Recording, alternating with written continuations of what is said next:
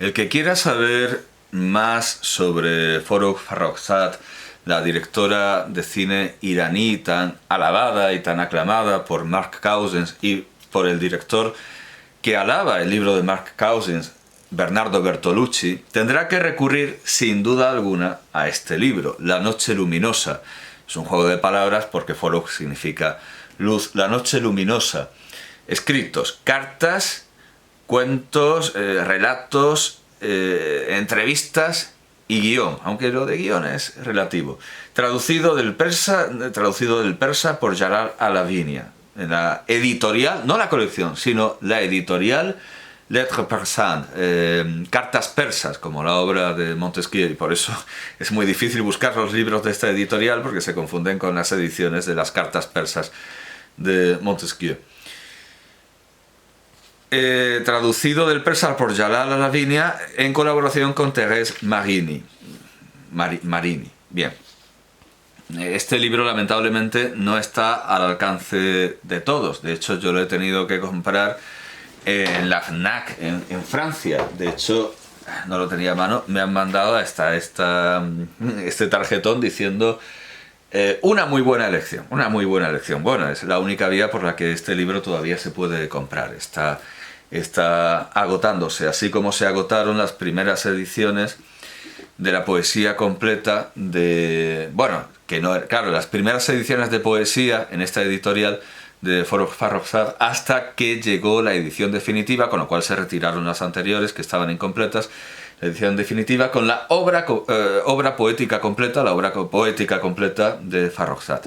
Como digo, este libro no está al alcance de todos, ¿no? Lamentablemente no es fácil de encontrar. A mí, ya lo digo, me ha costado.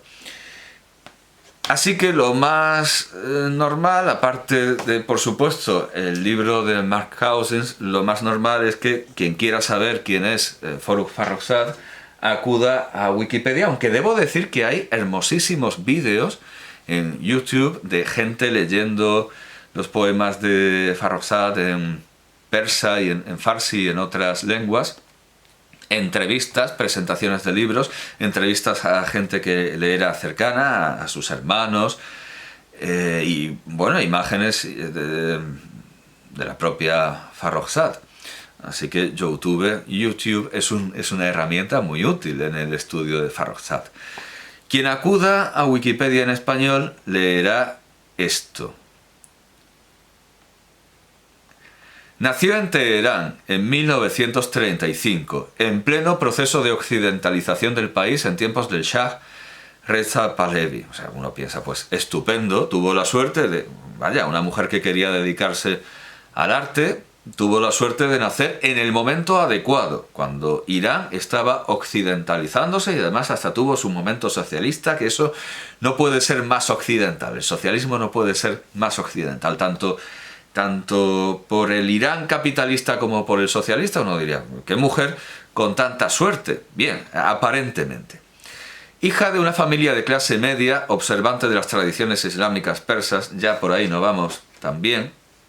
Su padre era el coronel Mohammad Bagher Farrokhzad, originario de Tafresh. Bien, aquí vemos una foto de familia, ya podemos hacernos una idea de que es una familia, no es una familia democrática, no es una familia horizontal, es una familia piramidal, patriarcal. Bien, su madre se llamaba Turan Vaziri Tabar. Farrokhzad era la tercera de 7 hermanos, entre ellos la también escritora y poeta Puran y el actor, escritor y poeta Fereydun Farrokhzad, recordadísimos en Irán. A Fereydun Farrokhzad verdaderamente lo amaban y tiene muchísimos seguidores y admiradores hoy día también. Bueno, no quiero adelantar, pero sí, hay entrevistas a su familia, como ya se ha dicho. Estoy buscando el índice, quería buscarlas, aquí está, aquí está. Bueno, el libro contiene unas notas biográficas, algunos escritores que la inspiraron y desde luego aparecen fragmentos suyos. Hay entrevista a Puran Farrokhzad, a Kamiar Shapur, su hijo.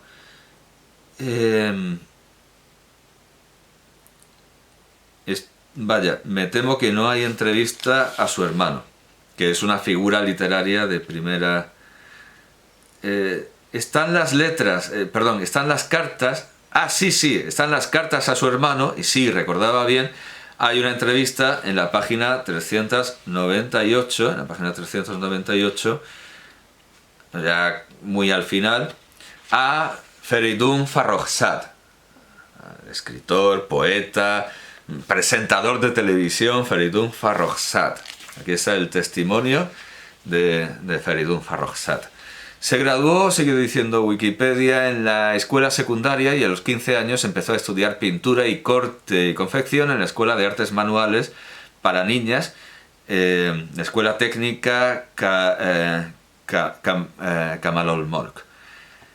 Más tarde explicó que tras las clases de corte y confección se sentía más ligera de mente y podía escribir poesía con mayor facilidad. Es algo parecido como cuando Avicena se iba a la mezquita y después de las abluciones pues podía comentar con más facilidad a Aristóteles.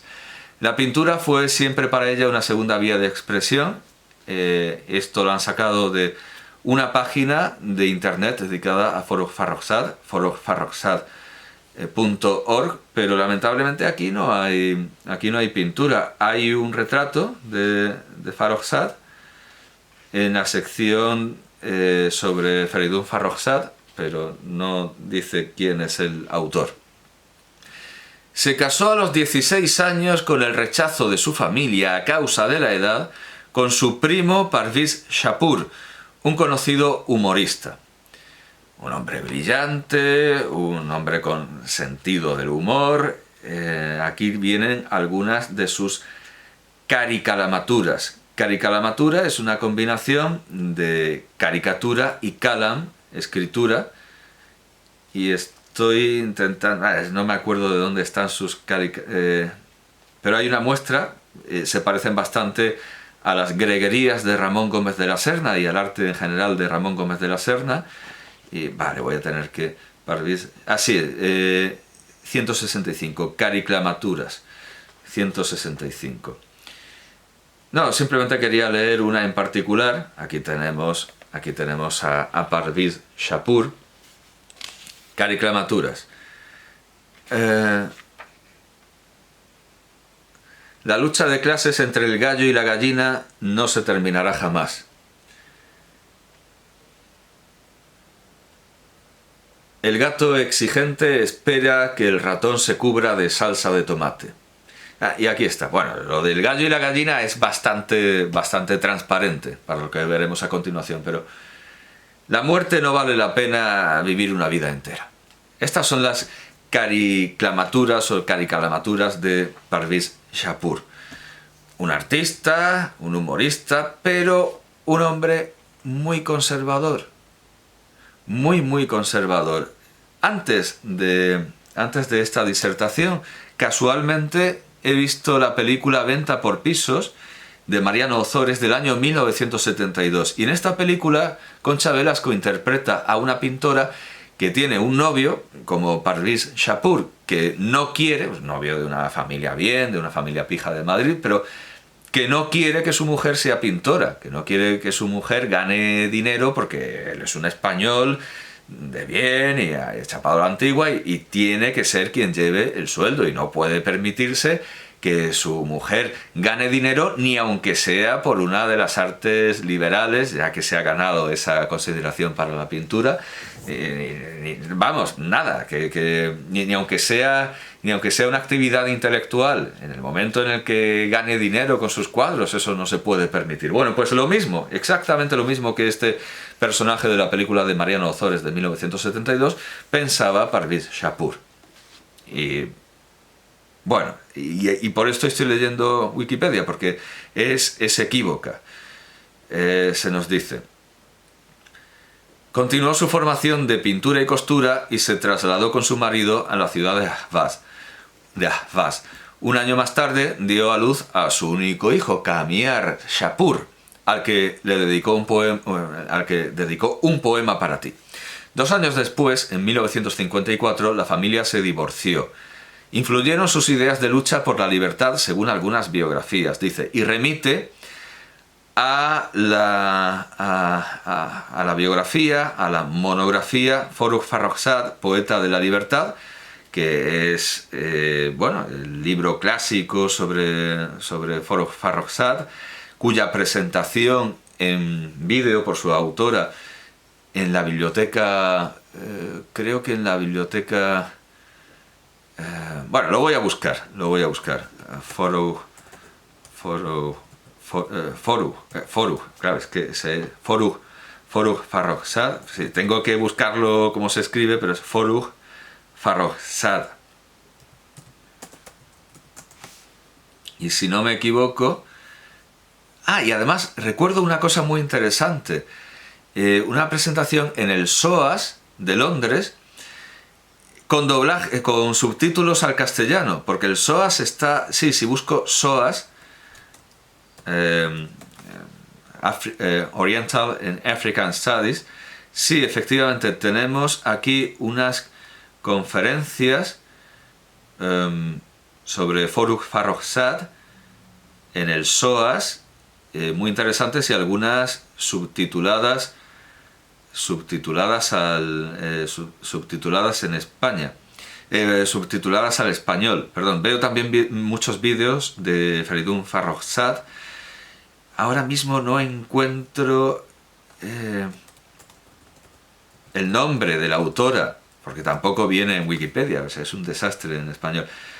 Tengo aquí una intervención de Cholet Volpe, pero que es una traductora. Aquí está, Farsaneh Milani, y habla en el programa de estudios iraníes de Stanford y en el SOAS también, de Londres. Bien, pues enlazaré estos vídeos, sin duda de gran interés, pero yo no sé cómo habrán leído la biografía de Farruj Farrokhzad de Milani, porque a quien haya redactado este artículo en Wikipedia le quedan dudas de si la actividad artística de Farruj Farrokhzad intervino o no en el divorcio.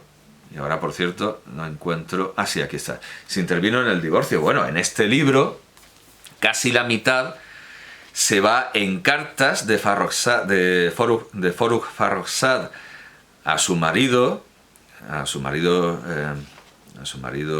Parviz Shapur, y queda más que claro que esa fue la causa, no es que influyera, es que esa fue la causa. Y a mí no me gusta, desde luego, leer cartas personales ni asuntos personales. Además, hay cosas que desde luego no me conciernen. Está la defensa que hace Farruj Farrokhzad de las acusaciones de egoísta que le hace Parviz Shapur por dedicarse al arte. Yo todo esto considero que es una parte perdida del libro, porque esto son cosas privadas suyas, pero si hay duda de si la causa del divorcio fue esa, Parviz Shapur se divorció de ella y se quedó con la custodia de su hijo sin ningún problema, porque los padres tienen la patria potestad, tienen derechos absolutos. Por supuesto, se quedó con su hijo, a quien hay una entrevista, a ver si esta vez sí la encuentro. No, voy a tener que buscar también en el índice, a pesar de que antes me ha salido. Bueno, hay una entrevista a su hijo, aquí está, Kamiar Shapur. Vemos a Kamiar Shapur en el presente. Kamiar Shapur, bueno, aquí está la entrevista. Y ahora que recuerdo, creo que como la historia de Farruj Farrokhzad es tan desgraciada, creo que al hijo de Kamiar también le pasó algo chungo, pero bueno, ahora no recuerdo. Ha recogido las cartas de Farruj a Parviz, por eso las tenemos, porque las recogió su hijo. Y bueno, sí, aquí tenemos a su hijo, desde luego, con una infancia no demasiado feliz, porque su madre fue repudiada por su padre y también por su abuelo, por querer dedicarse a la pintura, a la poesía, al teatro, etc. O sea, esto es algo que queda en duda y no ha de quedar en duda. Esa fue la causa del divorcio. Bien, luego se nos dice, Forugh regresó a Teherán, aunque ya componía poemas en sus años estudiantiles. Es después del divorcio, bla, bla, cuando se dedica a escribir. En 1955 publica su primer libro de poemas, Asir, Cautiva, con 44 poemas. Sus poesías rebeldes e iconoclastas recibieron el rechazo de todos los academicistas. Son poemas en los que, por ejemplo, dice que le gusta la Pepsi Cola. Y ella fue, aunque eso es más tardío, y ella fue acusada de corromper a la sociedad con sus palabras. El acoso de la crítica y de la prensa ya nunca cesaría. Imaginemos, claro, y esto es cuando Irán estaba occidentalizado, imaginemos ahora en plena revolución islámica. En septiembre de 1955 sufrió una crisis nerviosa y fue ingresada en una clínica psiquiátrica. Y alguien dirá, vaya, pues una especie de Alejandra Pizarnik. Pues me temo que un poco sí, me temo que un poco sí. Además, quien espere encontrar textos divertidos, humorísticos, como en el caso de su marido, que se olvide. Esto divertido no es. Divertido, desde luego, no es. Y nos recuerda Forugh Farrokhzad, de alguna manera, no solo a Alejandra Pizarnik, sino también a François Sagan. Y de hecho tiene un poema titulado Buenos días, tristeza. Es bastante curioso. Tiene siempre esa atmósfera melancólica y sáfica. Desde luego, el primer poema nos recuerda plenamente a Safo. Es un poema en el que dice que no puede dormir. El primer poema de La cautiva, de 1954, La noche y el deseo. Es un poema sobre el insomnio que desde luego recuerda a Safo. Luego tenemos muchas metáforas que la identifican con el personaje de Ibsen, el protagonista de Casa de Muñecas, y de hecho tiene un poema titulado La muñeca mecánica o La muñeca de cuerdas, se tradujo en español. Está continuamente la imagen de la jaula para la mujer y de la muñequización de la mujer vista como una muñeca. Pero el safismo de Forugh Farrokhzad le llega por vía indirecta, porque claro, estos poemas tienen mucho que ver con la melancolía y las lamentaciones de Safo, pero Safo le llega ante todo por vía indirecta a través de Pierre Louis, a través de las canciones de Bilitis, que es una obra que admira muchísimo. Y bueno, es una obra que es una falsificación, se podría considerar secundaria en la historia de la literatura, pero llamó también la atención de una mente tan elevada como la de Claude Debussy. Por cierto, que choca mucho lo que dice Toulé cuando encuentra esa alma elevada que es Debussy, y dice, nos hicimos amigos como cochinos. Bueno, hay que pensar que Debussy se encochinó con las canciones de Bilitis y se entusiasmó con las canciones de Bilitis como un cochino, porque las versionó musicalmente. Recuerda este entusiasmo por una obra que en general se considera menor, el de Astafiev, en la historia del policía, en la historia del policía, por otra obra erótica también, que también es una falsificación, o se considera tal, que también se considera una obra menor, que son las cartas de una monja portuguesa, supuestamente, de Alcoforado, supuestamente. Bueno, pues aunque lo de Bilitis sabemos que, por supuesto, que es una falsificación, aunque Farrokhzad dedica algunas páginas a determinar si eso es falso o no. Vamos, está claro que es falso. Bueno, pues esta es su melancolía desde el primer momento, y sin embargo en su biografía encontramos que no adoptaba siempre la máscara de, bueno, aquí está haciendo teatro, no adoptaba siempre esta máscara desesperada de la madre que ha perdido a su hijo. Desde luego parece una escena de Eisenstein, del acorazado Patiomkin. También vemos que Forugh Farrokhzad ríe, como decía la propaganda de Ninotchka, iba a decir de Lubitsch, podría ser una película de Lubitsch, pero Ninotchka es de Billy Wilder, no sé qué tengo en la cabeza, de Greta Garbo. de Greta Garbo. Garbo ríe y muchos críticos lo veían mal, les parecía una profanación, como si reír fuera algo que Greta Garbo no debiera hacer, a pesar de que yo creo que en la reina Cristina de Suecia sí que ríe. Bueno, aquí tenemos que Farrokh Farrokhzad ríe, o sea, no era una persona condenada a la tristeza por su propia voluntad. Aunque claro, aquí hay unas interpretaciones psiquiátricas, aunque dicen, no vamos a hacer interpretaciones psiquiátricas, pero las vamos a hacer. E interpretan los biógrafos, en general, los tres, a Lavinia y bueno, Marini, la autora de su biografía, y sí, vaya, Thérèse Marini, sí, a Lavinia y Marini pues consideran que lo que le pasaba a Farrokhzad era que tenía trastorno bipolar, aunque es cierto que cuando escriben esto el trastorno bipolar está de moda y todos los escritores de la antigüedad y del presente resultaba en estos tiempos que tenían bueno, y hoy un poco también, esto no está tan lejos en el tiempo, todos tenían trastorno bipolar. Esto es de 2011. Todo el mundo, y la poesía completa definitiva es de 2017. Todo el mundo tenía trastorno bipolar. Bueno, eso sería una razón. Bien, lamentablemente esto sí que la une con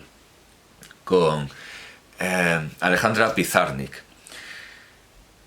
Bueno, pues lamentablemente esto es una rareza. Toda su poesía es melancólica, acosada por demonios de la noche, por esa figura que es el Div, que viene de Daewa, que es el demonio en la religión irania, mientras que los devas en la religión india siguen siendo dioses, como para nosotros, pero en la religión monoteísta irania se convierten en demonios. Bueno, pues ella está acosada por ese demonio de la noche, y la mayor felicidad que puede hallarse en sus poemas, más allá de los recuerdos, más allá de alguna ocasional paz y serenidad, es la rebeldía, es la rebelión, a veces épica, y desde luego tiene un poema paradigmático que desde luego nos recuerda a ver si voy a tropezar y voy a decir una barbaridad. El non serviam del autor de los Heraldos Negros, de este autor peruano. Non serviam... no, perdón, sí, ya decía yo que estaba pensando en una barbaridad. Estaba mezclando los Heraldos Negros de César Vallejo.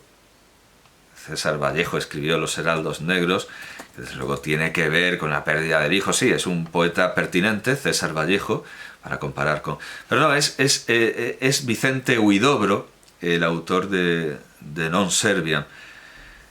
Y he aquí que una buena mañana, después de una noche de preciosos sueños y delicadas pesadillas, el poeta se levanta y grita a la madre natura, Non Serviam. Con toda la fuerza de sus pulmones, un eco traductor y optimista repite en las lejanías, no te serviré.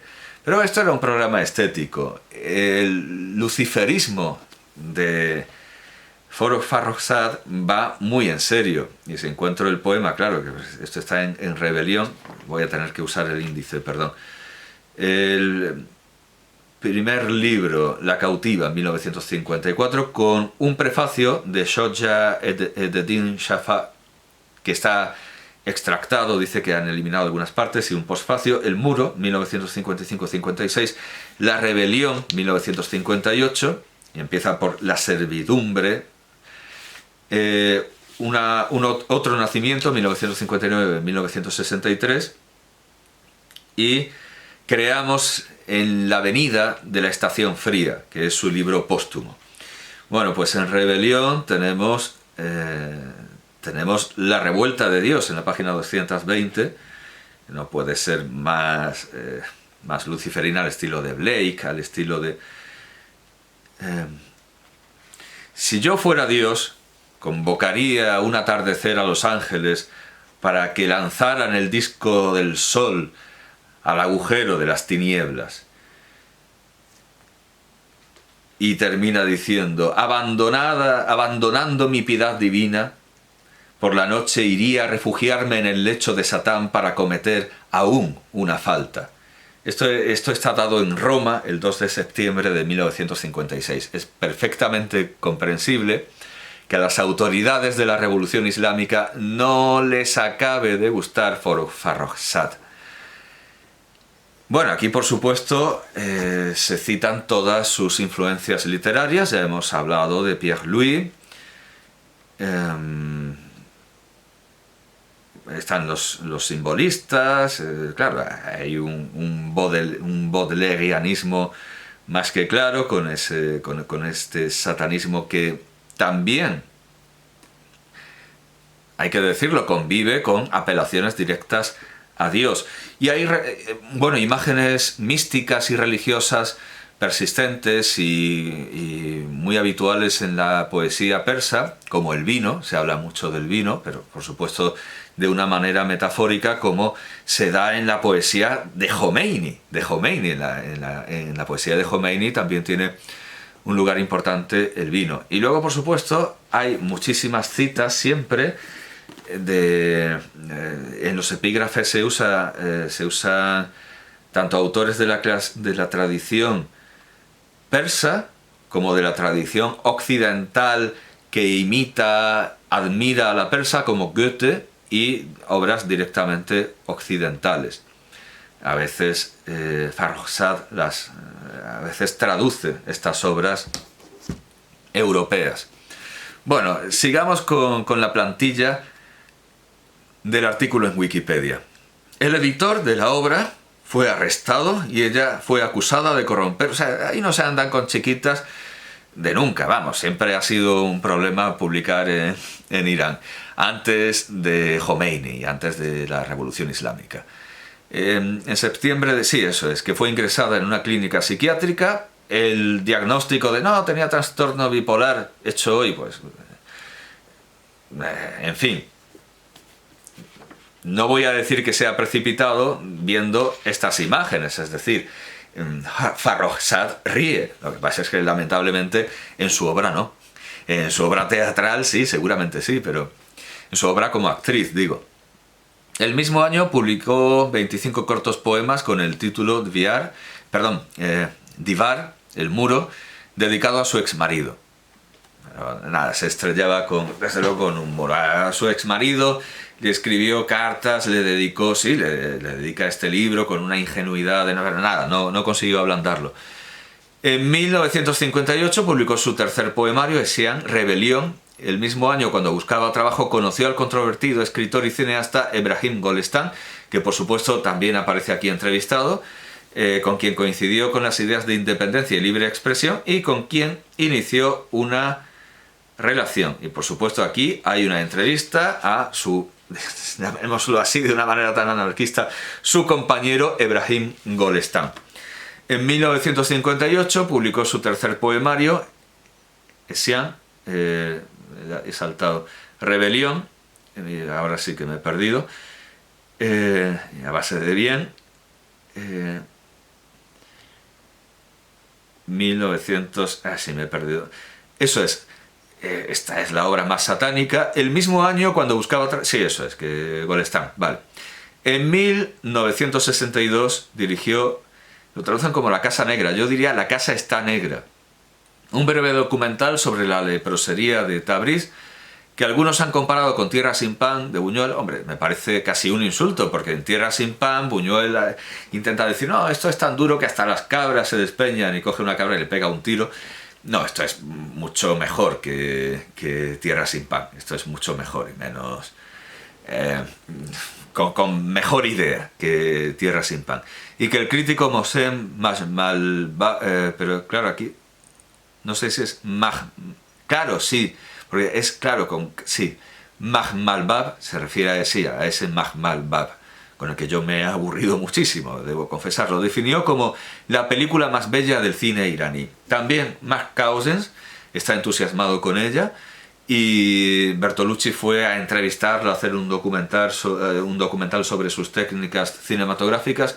Y aquí aparece lo que a Lavinia llama el guión, pero no es propiamente el guión, más que nada porque en el prólogo dice que la película se hizo sin guión.